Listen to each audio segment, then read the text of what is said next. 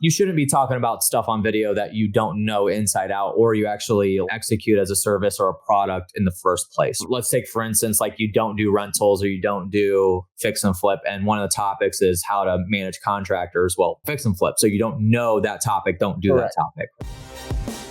You're listening to Flip Empire, the show committed to helping real estate entrepreneurs who want to build their empire without sacrificing their life. Your success and freedom starts now with your host, Alex Pardo. Welcome to the show, everybody. This is Alex Pardo. And guys, I have just something I'm so excited to share with you.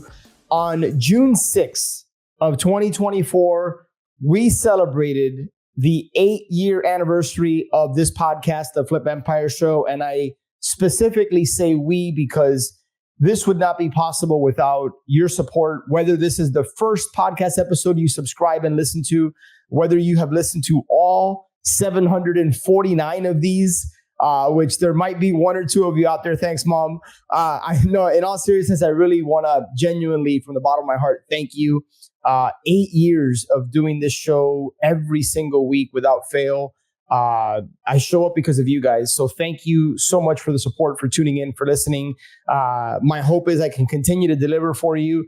Again, I realize podcasts can be seasonal, and I really want to encourage you to continue to plug in because I'm going to continue to give you my all. So with that being said, guys, welcome to the show. Really excited about today's masterclass with my friend Josh Culler, who is somebody who I've known for a number of years now. Josh has got about a decade or so experience as a real estate investor, but what makes Josh really unique as far as what he brings to the table is he has he's a marketing ninja. He comes with a marketing background, and he's had the opportunity to work with some of the top real estate investors, thought leaders, publishers, content creators, gurus, etc. when it comes to content marketing, the things that work. And here's what's going to be really cool about today's podcast, guys, is we're going to be talking about how you can create content, or as he likes to refer to it on this episode, valuable resources specifically for motivated sellers or for property owners, depending on what niche you're in. So we're not going to be talking about content marketing from the perspective of like trying to grow a coaching or an education business. We're going to be talking about how you can create valuable resources that act as digital assets so that you can generate more leads and ultimately close more deals. So if you're allergic to making money, if you're allergic to generating more leads, if you do not want to close more deals, then go on to another podcast episode. This isn't for you. But my guess is you're tuning in because that's exactly what you want. So without further ado, let me introduce you to my buddy, Josh Culler, and we'll get into today's podcast episode 749. Josh Culler, what is going on, my man? It's awesome to have you on the podcast. Correct me if I'm wrong, brother, but I want to say this is episode 749, around there. And I don't recall if you've been on the show, man. If you have, my apologies, but I think this is episode the first time around, right? I think this is my first time on this podcast. Yes, sir. Yeah, man. Well, dude, that's on me. So I own that. I don't know what took me so long, because you and I have been buddies for at least a couple of years, if not longer. Yeah. And I remember last time you and I were together, man, you were so generous, man. And you bought me breakfast, and I remember chopping it up with you. And dude, you're just somebody who always exudes a lot of energy. You're the type of person I aim to be more around. And aside from that, you're just a marketing ninja, dude.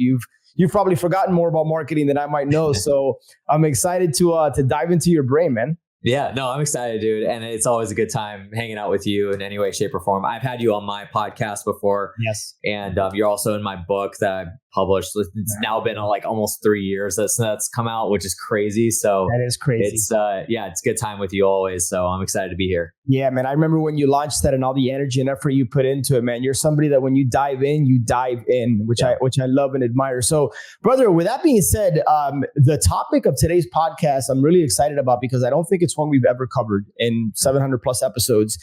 You and I were just talking a couple of minutes ago, and there's so many gurus out there, thought leaders, educators, content providers, et cetera, whatever word or phrase you want to call them, that are out there putting out content in an effort to build their coaching business, which is great. I'm a huge fan of coaching. I coach on the storage side. Like, I'm a big advocate of that, but I don't know that I see anybody. I'm sure there's some out there, but let's just call it they're in the minority, people that are leveraging social media to actually generate leads for their real estate investing business. Mm-hmm. Whether they're a wholesaler, fix and flip, whatever niche they're involved in, I don't see people leveraging social to generate more leads. I always see the direct mails and the SEOs and the PPCs and all the different marketing channels that you and I know very well. So man, I want to kind of like hand the baton to you as let's kind of start big picture, and then maybe we can zoom into some tactical things, because my goal for this, and I know it'd be your aim as well, is to have people listen to the show and walk away with one or two nuggets that they can actually implement from a tactical perspective, right? So why don't we start that? So I want to just lay the groundwork that this isn't, what Josh is going to share is not for anybody necessarily interested in building an education or a coaching business, although I'm sure a lot of the principles still can translate. This is if you're an active investor and you're looking to generate more leads for your investing business through social media.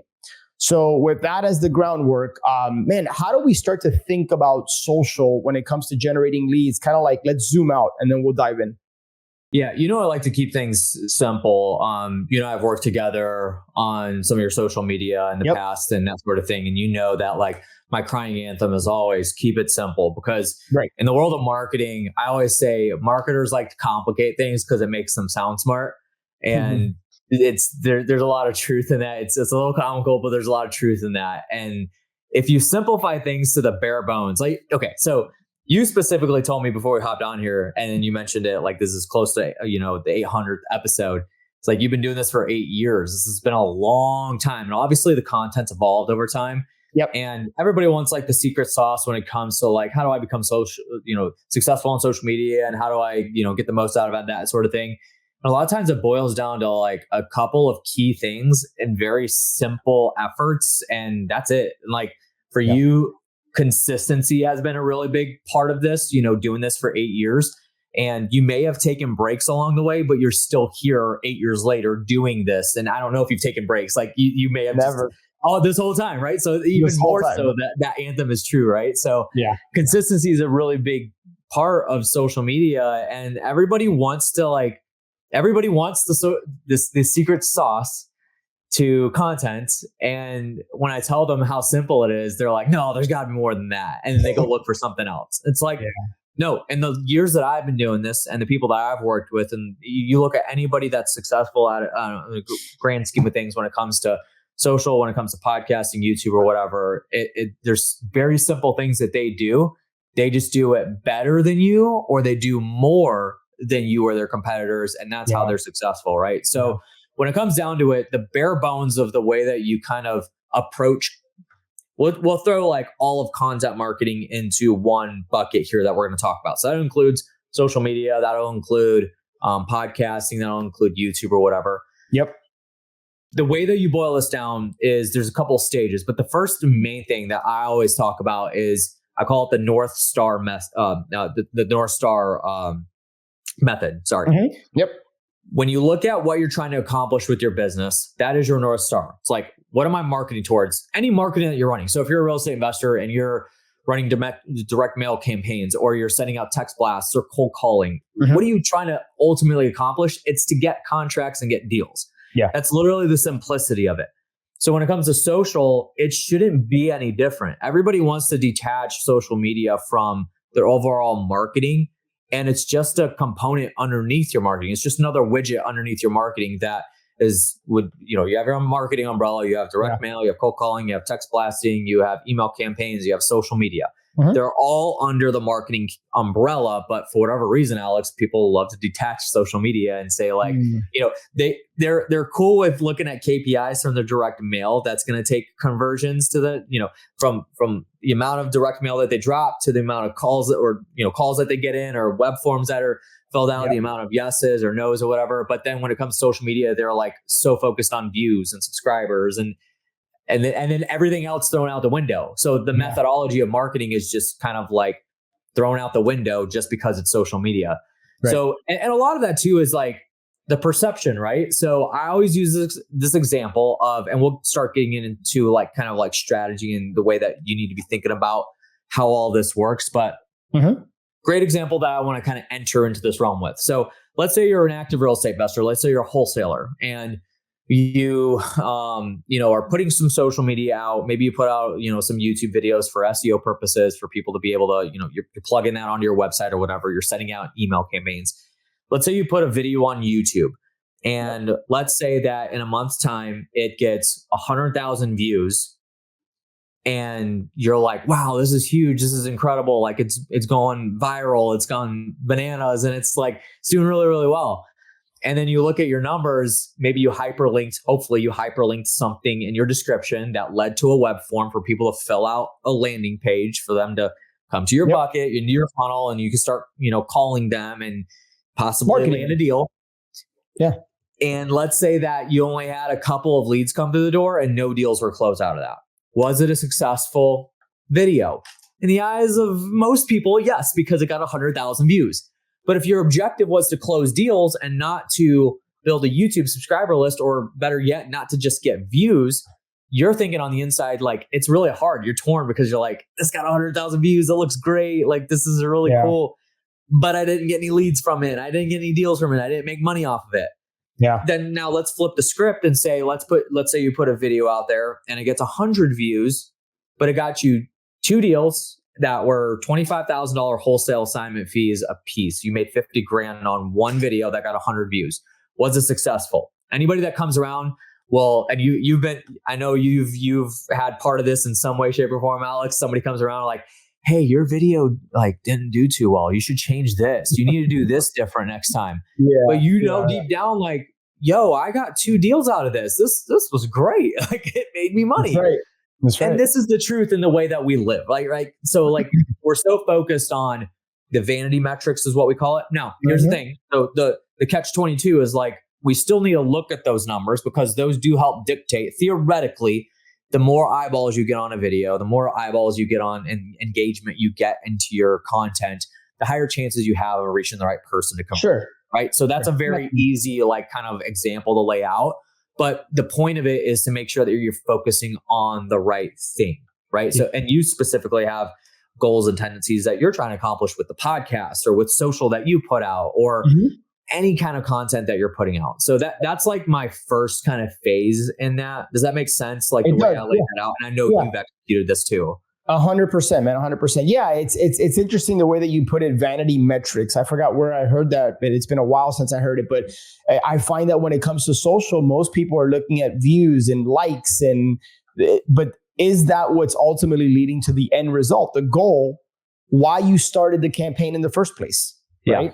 Yeah. It's hilarious. So I'll have clients that come to work with us and they're so heavily, and I really don't take on clients anymore if they won't get past the fact that they want to get subscribers and that's the end goal. I want to make sure that there's a plug-in at the end that's actually going to convert money, because even, some of the biggest YouTubers in the world that have all their content monetized and they get millions of views on every video, they don't make a whole hell of a lot of money, in comparison to what you could get if you're pushing people directly into a funnel that's going to, have them sell a deal to you.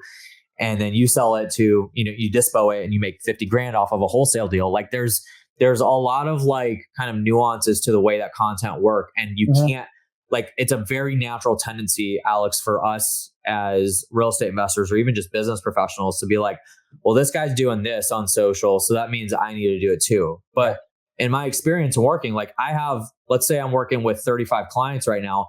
Every single client's goal and objective, their North Star is different from every single person. And I only work within the real estate investing space. Right.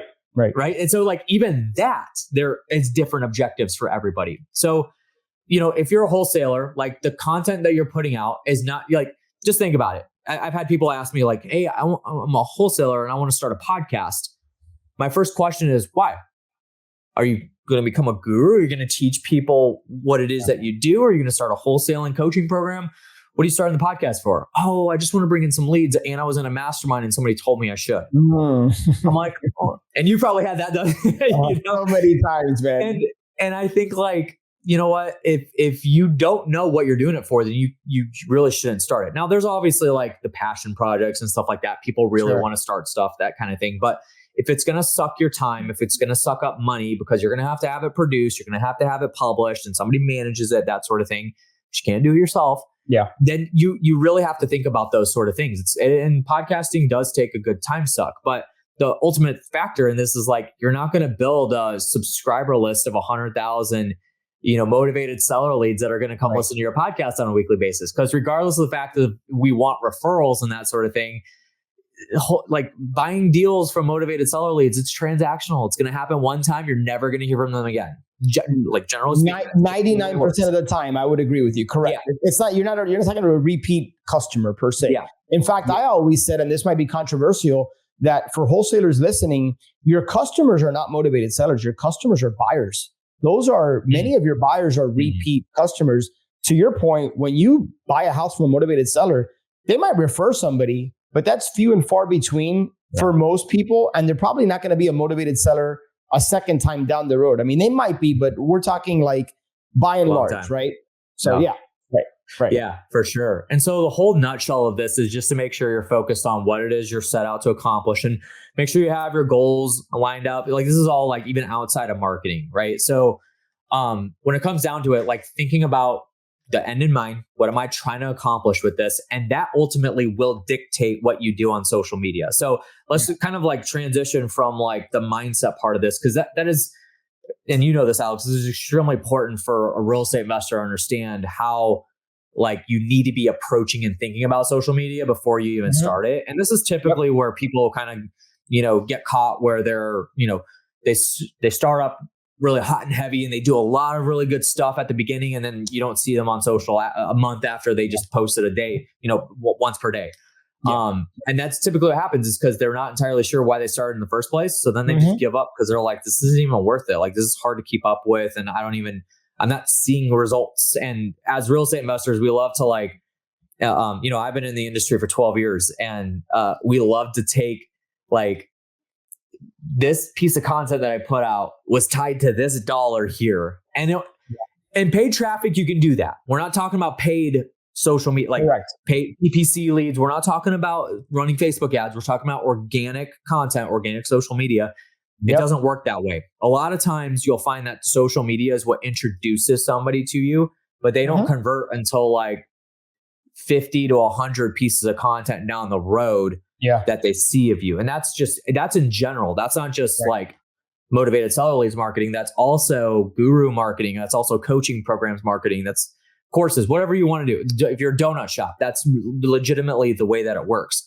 Correct. So the way that you need to be leveraging, let's say you're an active real estate investor, you're trying to generate some motivated seller leads. The way that you need to approach social media as a landscape in the marketing field is to use it as a resource for your leads. So what I mean by that is that you could be doing case studies, walkthroughs, and Alex, I could, I don't know if you want me to send this to you or whatever, but I have, and I'll kind of teach some methods to do this as well. But I have a long list of about 52 topics that active real estate investors can do video content on. That'd be good. I'll send that over to you. Your whole audience can take that and run with it. And obviously like tweak it to whatever makes sense to you and your messaging and that sort of thing. Okay. But it's literally the best, the only way to approach this is as a resource if you're marketing to a motivated seller lead. So ask yourself this, when I am, or you could even just make it even simpler, is when you're on the phone or your acquisitions or your lead managers are on a phone call with a motivated seller lead, obviously you should be writing down every single question that they have. Regardless if you think it's elementary or if it's a really, really good question, write every question down. That's hard factual data that you could literally do video content on. That's right. Do some videos on it, answering the question, and then you put it out there, especially if you get it repeatedly. Like every motivated seller lead is asking you the same question. Yeah. That's a given. And you should be doing that multiple times. Correct. But man, to your point, even if it's just one seller has one question, I guarantee you if that seller has a question, somebody else you're going to communicate with in the future is going to have the same question. So think about it like building a bank of like an FAQ bank, right? Yeah. And now each one of these questions can be its own piece of content. Because man, one of the hiccups I've heard from others is like Gary Vee says to create 10 million pieces of content a day. Like I don't have time. I'm doing this, and this. And or sometimes people get stuck with like, well, I don't even know what to create content on. Right. And I think you just answered that question. It's like questions you're getting from sellers. Or if you have a lead manager, ask your lead manager, what questions are you getting from sellers when you speak to them on the phone? Yeah. And then those are all pieces of content right there. Yeah, of course. There's a really cool trick, Alex, that I just learned. Talk to me. Give me the goods. I don't know when this episode's going to go out, but it's May 28 right now that we're recording this. So obviously AI is a big, and this is really a ninja, this is like off topic, but this is a ninja trick that I just learned how to do. So obviously AI is a big piece of like technology right now. And it's like, it's all the buzz, everybody's talking about it and that sort of thing. So what I've actually done, in our podcast production, like we do that as a service, and there's a couple other like strategic things that we do with clients. Yep. And one of those is helping them create topics for them to talk about on video or on podcasts and that sort of thing. Mm-hmm. One of the things that I've actually started doing that I think they just kind of unrolled with 4.0 with ChatGPT within the last month or so is literally and this is a strategy that I've actually tried, and it's mind blowing how well it works. If you're in a market, you should know who your top competitors are, right? So go to their websites, open up ChatGPT, and let's take your top 4 competitors and their websites, just open their homepages, or you can even go to, if they have a resource tab or an FAQ tab or whatever, you can go to those. Right. Link those.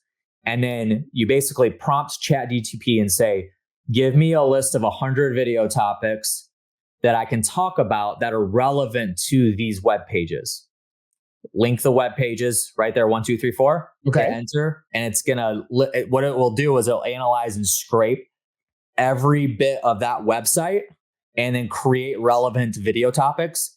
And then you'll see 1 through 100 just pop up on your screen. Incredible. And obviously you can kind of pick and choose the ones that make the most sense for you to do, but it's hard data. This is the type of stuff that your top competitors are actually doing real time on their own content. So that's it, man. That's easy. If people get nothing else out of this, but they just implement that one thing, I mean, man, I can't tell you how many times, I mentioned earlier how we're about to celebrate the 8-year anniversary of this podcast.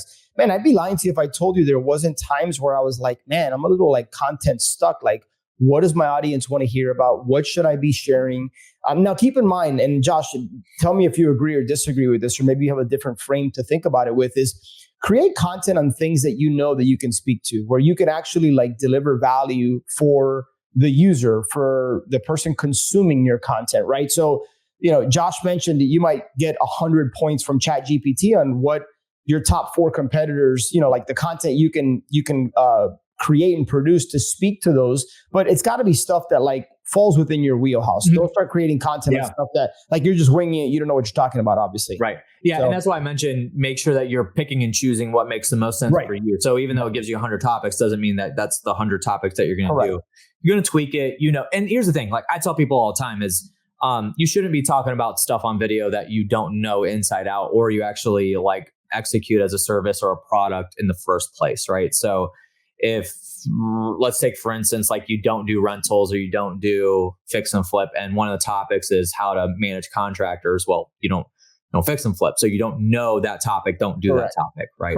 Correct. The only tweak or caveat from my vantage point is unless you're communicating that you're not an expert and you're like taking them along as part of your journey, right? Like, so just be authentic, be genuine. Obviously, don't lie. Common sense. Yeah, it's all about messaging. It's all about stating the facts when you're kind of opening up, and people will appreciate that. And as they're consuming your video content, that's kind of like it's a good way to kind of enter and break the ice with somebody as well. So one of the things that I think about too, Alex, is one of the reasons people think like, well, if I'm doing direct mail and it's working well, or I'm doing PPC and SEO and it's working well, why would I need to do social media? So first of all, if you're running any kind of paid traffic online, I guarantee you 100% that people are going to check you out on your socials, at least minimum on your website. Yes. But they're definitely going to check you out on your social page. And if there's an empty grave of your Facebook page and there's nothing there inside of it, then they're going to be like, scam. That's literally what people will chalk it up to and say, this is a scam. Especially if you're text blasting them and you're cold calling them, and then you tell them your company name. Like that's how people think. People are just on guard with that sort of thing now. Yeah. Or you get, direct mail, and like, I'll give you like a perfect example is, in the mail a couple of weeks ago, we got one of those Valpak with the coupons and stuff like that. Yep. We've been actively looking for a company to put a fence in our backyard at our house. And there's a coupon there for a company that does it locally. I went to their website and checked them out, social media, checked them out, Google My Business, checked them out. And they checked out on every single front. But I actually before I picked up the phone and called them, I went and looked at every single one of their resources, all of their web pages, and just to make sure. Because if I'm going to drop $10,000 to $15,000 on putting a fence in, I want to make sure that I'm spending my money with somebody that's legitimate. Yeah, man. They have good reviews and they're going to get the job done, right? So people are going to spot check you. They're going to check you out. Now, here's the other thing is that when you put content out, it's going to be acting as kind of like your 24-hour salesman. I love thinking about it this way because let's take, for instance, one of the top motivations that you get is probate. So, somebody's, let's say that Susie just inherited a house from her father and it just happened. She wakes up at 2:00 in the morning, can't sleep because she's like, man, I don't know what I'm going to do with this house. This is going to be a burden.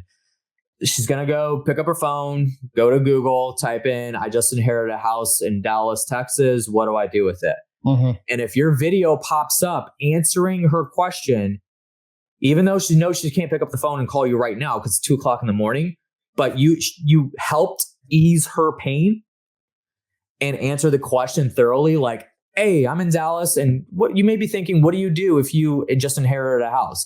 Well, here's the steps that you need to take in order to do that. Yeah. And you've now softened the blow for her. Who is the first person she's going to be calling when the business hours are starting? Yeah, most likely you. Yeah, you're the one that added value. You added value, right? So obviously there's a big part of this. The component is adding value is the biggest piece of this. It's answering, literally the definition of content marketing and social media is answering the questions that your target demographic has about what it is you do in your industry, right? So another great example is if somebody's like interested in selling their house, but they don't want to use a realtor for it because maybe they want to cut costs and commissions or whatever. They might be going to Google and searching what's the difference between selling my house cash and using a realtor? And then your video pops up explaining the differences. Now, again, you built value with them and you gave a call to action. Go, call this number if you're interested in working with us. We do pay cash. We don't use realtors. You're the first person they're calling. So that's the way you want to look at it. Yeah, I love that, man. And one of the things that I'll add to it, and you can probably speak to, what this is called, right? But one of the things I like to do is go to Google and type in like put myself in the shoes of the seller, right? How to sell and then just kind of like stop right there, like mid-sentence and just see what Google suggests. I don't know what it's called, but Google's going to give you 5 to 10 suggestions of what it thinks you're about to type. And that is an indication. And that's what people are searching. Right. Yeah. Those are just prompts. Yeah. And the way that the way this works is it's just all driven on SEO and your previous search history. Obviously, like the whole technical side of it is they're dropping cookies on your browser and stuff like that. I won't get into that. But there's data that they're trying to guess what it is that you're saying. And then those topics that are relevant to what searches are about to come up, that's great content pieces to shoot on. But the reason why, so you're going to put your content on YouTube, you're going to land that on your website. It's just great SEO. YouTube is an SEO platform. It's owned by Google and it's a very search driven platform. So, because if you go to YouTube right now, let's say, for instance, you're looking up how to change the filter in my furnace, then you're going to go to YouTube, right? You're going to look up a video, how to actually do that. And then relevant videos to your search are going to be coming up. And that's the way you treat putting video out on social media as well. So all the topics that we'll give you, just that's literally it. And then you park those. And it's not a thing too. I think another thing, Alex, that like we'll end up talking about at some point, so I'll bring it up, is like people are like, you mentioned Gary Vaynerchuk tells you to put out 10,000 pieces of content a day and stuff like that. Like, if you're, again, it all depends on your demographic, because your demographic is not necessarily looking to follow you on social media or subscribe to your YouTube channel. They need resources that are going to help them make a better decision in their selling process. And that's the way you got to approach the type of content you're putting out. So that might mean that you don't need to put out daily content. A lot of active real estate investors we work with, we put out maybe 3 to 5 pieces a week. And that's just a pepper and keep things fresh on the social pages so that when that motivation does happen for that seller, they pop over to the Facebook page or they pop over to Google and search something. Then your video pops up and bam, they're ready, they're primed before even they talk on a call. It's like, hey, I watched your video and here's what you said. And that's the way you want to tee them up. So that's something to think about too. No, dude, that's huge, man. That's a mindset shift right there, because I can only speak to like myself, but based on conversations I've had with so many investors, I remember my limiting belief years ago, Josh, when I was running the single family business was like, I would tell my team, like, why create content on social for motivated sellers when and we knew our avatar, 63-year-old woman who was single or has that person at that time, my limiting belief was they're not searching for like how to sell my house and like my video is going to pop up. A, I was wrong. B, you know how many times their kids or somebody in their family who's younger, who's like, are helping them out. Yep. And like, so the motivated seller might find your piece of content or that resource, but their daughter who's helping them sell the house might. So think about it from that angle as well. I mean, I almost feel like social media is like the new business card for people. You know how business cards 30 years ago, like everybody had a business card? That's pretty much social media these days. Like, and what I really want to drive home is that whether you believe it or not, people are searching you before they call you, unless you're cold calling them or something like that. But like oftentimes, if you're sending a piece of letter, my bet would be at least half, if not more, are probably searching you before they even call. They at least go to your website. And and that's what I like to look at too, is like populating your website with content. I know you're good friends with the people over at Carrot, and they're clients of mine, and we work with them and Trevor and their team and everything. And they are very big on making sure that you populate your websites with content. Like they give you a template, but it's your job to populate it with everything. Right. And that's a big missing piece I think a lot of people are not taking advantage of, is leveraging video content to use. Again, I keep saying the word resource, but that's the way you want to frame it. Get that put onto your website in the FAQ section or whatever, because when somebody does, wake up at 2:00 in the morning in Dallas, Texas, and they're wondering how to sell their house that they just inherited, and your video pops up, then you've built instant credibility with them. And that has so much weight in a world where there are so many options for them to choose from. How many wholesalers are in Dallas, Texas, right? But so how do you, the question is like, how do I stand out? Like that's the most common question in marketing. And that's one of the ways is you just deliver value to people when they are, because the truth is the reason why you drop direct mail campaigns frequently and you cold call frequently and you text blast frequently, regardless of if that stuff's going away or not. The reason why you do it frequently is because you're trying to jump in front of them during their motivation, like right when their motivation is happening. Right.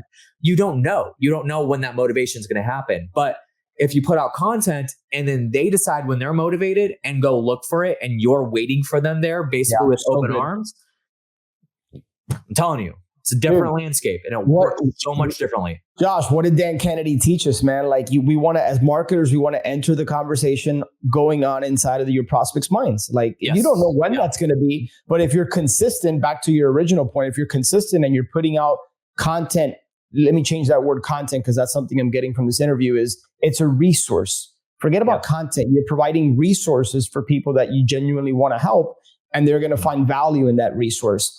Man, as we start to kind of wind down here, dude, and this has been super helpful. I've even had a little bit of a mindset shift thinking about things from a different angle here. Is two-part question. There's a lot of platforms out there. I think I know what you're going to say, but I'm going to ask it anyways, just for purposes of clarity.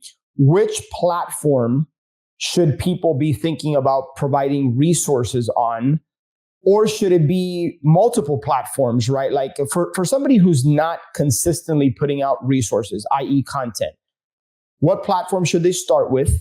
And then how should they kind of think about doing that? Because the second part of the question is, some people might not be comfortable on video. Some people are really good writing. Like you got to kind of find your avenue, right? So what would you say, how would you answer those two questions? So let me answer that second one first, because that's a little bit of an easier one, because it's a very short and sweet. Actually, it's not very sweet, but it's a short answer. Okay. So the way I frame this up, Alex, is, and I think you'll appreciate the way I kind of approach this, is I get that question all the time. It's like, I'm afraid to be on camera, and I don't know if I speak well and that sort of thing. And I used to like, well, here's the things you got to do to break in and break the ice and help you get like kind of motivated to do it. And I just stopped doing that. The reason why is because in business, in general, not just social media, not just marketing, in business, there are always things that we do that are really hard and we don't like to do. We hate doing them. We dread them. We put them off as much as we can, but we know it needs to get done. This might be one of those things for you. Now, for some people, some like me and you've been doing this for a very long time. I've been doing this for a long time. It's very easy for us to turn a camera on, hop on, and just start riffing, right? Not everybody does that. But the way I would look at this is if somebody was sitting across the table from me and saying like, Josh, I'm not sure if I'm good on camera and that sort of thing. The first thing I would tell them is there's things we got to do in business that we hate. Suck it up and do it, or your competitors are going to. Yeah. That's my simple answer. So, like I said, it's not sweet, but it's simple. I appreciate you being candid and direct. And I agree with you. I also know there's going to be some people that are like that fear is going to get in the way. And to that person, would you still say, suck it up and do it, or don't, and your competitors will? Or are there slight shifts like their picture with a voiceover, right? Or things of that nature, right? I mean, always, yes, good question, good follow-up questions. There's always ways to kind of push through things. So obviously, like one of the biggest reasons why anybody fears anything is lack of knowledge. And so you can fulfill that void of fear with your lack of knowledge and teach yourself how to be better on camera and that sort of thing. But ultimately, Alex, and you know this because you've been doing this for so long, is there's nothing that really replaces just practicing it and just doing it. If you go back to look at, like, I would love for you, Alex, to link your very first podcast video for everybody to put your money where your mouth is. I'll do it too. I'll send you my very first one that I ever did. Oh, it's got to be brutal. I haven't heard it in years, so I have no idea what it sounds like, but probably very bad. Yeah, and you take any Alex Hormozy, Ryan Pineda, you take any of these big gurus and go look at their very first video they ever put out. Guys, everybody starts at 0. And you work your way to 1, then you go to 2. Nobody goes from 0 to 100. Right. It's not how it works. Right. So practice it. The more you practice it, the better you're going to get at it. Now, obviously, this is what post-production's for, is if I shoot a video and I'm looking, I have my script or whatever in front of me, my bullet points that I'm going to be talking about. If I screw up or if I say something, I'm like, I don't really like that, I can restate it again. You have a video editor that'll clip all that out and clean it up. Any mistakes, they'll pull it out. Any pauses, they'll pull it out. You'd say, they'll pull it out. And then they'll make it one consistent, congruent video. Then that's ultimately, that's production, right? So that's the advantage of it. But yeah, I mean, practicing it, like that's going to be the best way to kind of get through, fulfill your void of fear with some knowledge, which knowledge is basically like teaching yourself how to be the most efficient at it. And also like utilize, while we're on this topic, Alex, is utilizing your capacity as well is important. Like giving yourself the expectation of like, I got to go buy a $10,000 Canon camera and then I got to set up a whole studio and all that. Like get out in the field, get a tripod for your iPhone, get a little lav mic. You'll literally be all in cost, maybe $50 for a tripod and a microphone, and shoot your video topics that we give you. And that's where you need to start. And then put it out. And what I would say, Alex, is don't even look at it. Put it out. Don't look at it. Like it doesn't, you are not your audience for the most part, right? Like you are not the motivated seller lead. So it's irrelevant if you think that it's valuable or not. The only actual data that matters is if the seller or the sellers think it's relevant for you. And that's right. And by the way, I would argue and say that our sellers don't want some beautiful, cleaned up. I mean, yes, that can be valuable, but the more real, authentic. Maybe for TV advertising, but for organic social. Exactly right. People want to deal with like a real human, man. They don't want to deal with like some like robotic sounding perfect. You know what I mean? It's like just be you. So 1,000%, man. I think that's great wisdom, great advice. And then kind of the last part here is, so video is the big one, right? So we're talking YouTube, we're talking just pushing it out there. Like, would you say that is the main channel?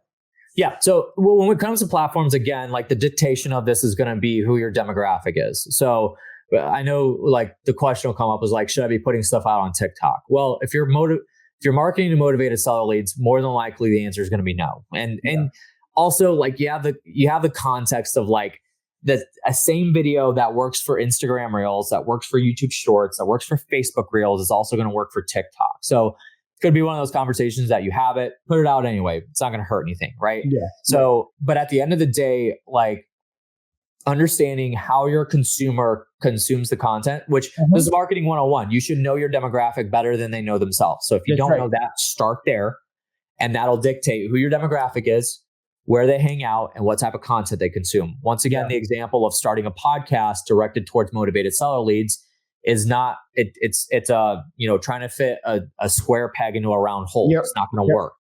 So that's not the platform that they're consuming on. That's not the type of content they're consuming. They are going to be on YouTube. They're going to possibly be on Instagram, possibly on Facebook. They're going to at least go check out your Facebook page, that sort of thing. So have the context of that. So straight up, if you're a motivated seller, like you're doing that type of marketing, then YouTube content and shorts as well, because shorts are a really good way to get quick eyeballs and then push them to your core content. Right. And then Facebook page, Instagram page would be a good idea. And then populate Google My Business, populate website content. And then another under leveraged like hot tip here is leveraging that same content that you're putting out on YouTube and use it for email campaigns if you haven't started that already. And you can use that as a curation and a follow-up campaign as a resource again for your motivated sellers, because they're not, you can bet your like everything that you have that they are not getting those resources from other wholesalers. So that's the thing, man. Like as we start to like put a bow on this episode, dude, that's the beautiful part about everything you're sharing is that most people are unwilling to do this very thing. So back to that question you posed 10, 15 minutes ago, like how do you stand out from your competition? This is one distinct way that you can stand out from your competition. By the way, this content is going to be evergreen. It's going to last for years and years. I mean, unless the platform pulls you down for whatever reason, like it's going to be out there. Right. And so this can serve you. This is the way I like to look at this, Josh. It's a digital asset. It's an investment you're making. You're creating one time, you're putting it out, and it could pay you dividends down the road if you stay consistent. I think that's kind of the theme here to wrap it all up. So, brother, man, I always enjoy connecting with you, learning from you, man. I'm going to flash it on the screen here, but talking about social, where can people connect with you? Yeah, of course. So you can either find me on Instagram or Facebook as well. Just look for Josh Culler. I'm verified on both platforms, so you'll find me there and connect with me. Send me a direct message and say like, "Hey, Alex sent me. I had some questions about social, and what are your thoughts?" And I'd be happy to, talk to any of your audiences and kind of help them through any questions that they have, that sort of thing. And additionally, hopefully you don't mind me plugging this, Alex, because we're going to I think we interview you in a week or so. We're starting back up the REI Marketing Weekly Podcast, where we only talk about marketing for real estate investors. Again, this is the podcast that Alex was on a couple of years ago, and the book that came out of that as well, the REI Marketing Book. We're starting that back up after a couple of years, and we're going to be launching that sometime in June. So depending on when this episode goes out, it might be out already or it might be coming out. So so there's already 150 episodes on like Spotify, Apple Podcasts, Google Podcasts, Amazon, all that, YouTube. So you can already go find it. It's the REI Marketing Weekly. Just go search that and you'll find it there. Love it, dude. I look forward to subscribing, checking it out, being on your show. Guys, highly recommend. Josh is always putting out great content. And he's also been a pleasure to work with. So if you guys have some resources and you're looking to like have it created and then have somebody just kind of like produce it, post it, whatever, like Josh and his team can do all that good stuff. But again, guys, the one thing I want you to take from this episode is forget the word content. Think about this as providing valuable resources to motivated sellers, to the people that you're trying to buy houses from. And if you just do it consistent, don't try to do 100 pieces of content a day or pieces of resource. What if you just focused on one a week and you build from there, but you stayed consistent with at least one resource a week and you start building and building? It's going to be, think of like a data bank of just digital assets that can generate leads for you. And these are going to be people that you're going to be helping, which is pretty awesome. So with that being said, guys, thank you for supporting the show. We are coming up on episode 750, 8 years into this journey, which would not be possible without you guys subscribing. Selfishly, I get to connect with awesome dudes like Josh and some others. So thank you for supporting the show. I hope you continue to ride with me. And it's always my job and my aim to just bring the best experts on here to give you the content that you guys need to continue to thrive and grow in your real estate investing businesses. So with that being said, guys, have an awesome day. Josh, appreciate all the knowledge, my man. I will see you soon. All right. One last thing before you go, if you have been listening to the show for a while and or you have been getting value from the show, I would be 100% honored if you would share this show with a friend, or maybe share it with somebody that you think could benefit from this. It's my mission, it's my cause, it's my purpose through Flip Empire to impact and touch people's lives, to help people and in their businesses. So it would be an honor if you would be willing to share this episode. And one last thing, make sure that you're subscribed so that you get notified every Monday and Thursday when shows get released. I look forward to connecting with you on the next one. Until then, have a great day.